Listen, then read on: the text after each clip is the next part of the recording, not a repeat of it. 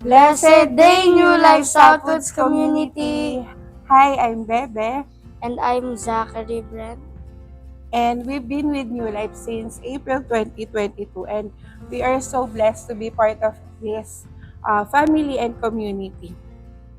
Nung umattend kami sa New Life way back in April 2022, kasama pa namin yung husband ko, and we're serving together sa worship team.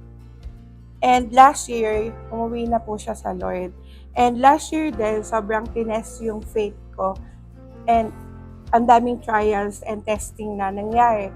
But we are truly blessed because uh, we are part of the New Life Southwoods family.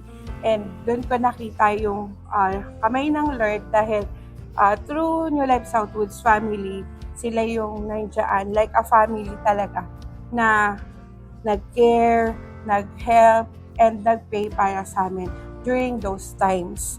And thankful din ako sa Lord dahil naging part ang New Life Southwood sa growth ko in faith and my walk as a Christian. So, the Lord uses this community to turn my mourning and sadness into joy and gladness. Yan. So, mararamdaman mo talaga yung nabuhay yung pag-ibig ng Diyos dito sa New Life Southwest Community.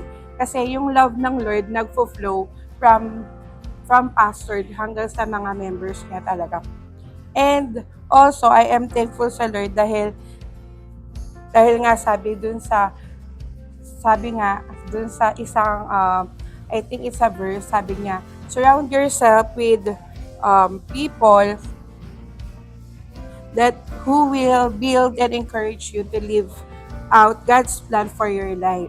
And that is what our dear Pastor James and Pastora Grace do. They encourage us, they taught us the word, and they taught us to exercise our authority as a children of God, and our authority to cast and to cast the enemy. Ayan. So, another thing that I am thankful for is that my son Zach has been used by God.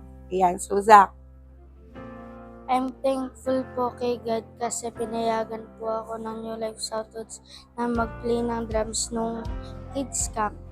Ang saya po kasi gustong gusto ko po mag-drums nun at matuto pa po ng iba't ibang instruments.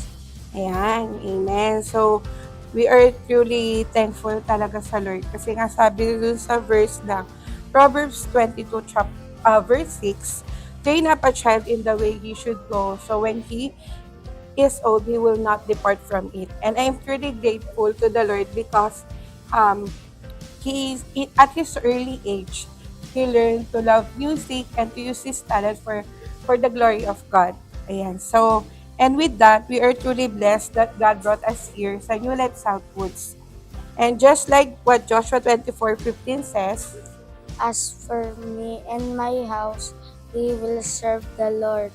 Amen. So, thank you po and Happy 6th anniversary, New Life Southwoods!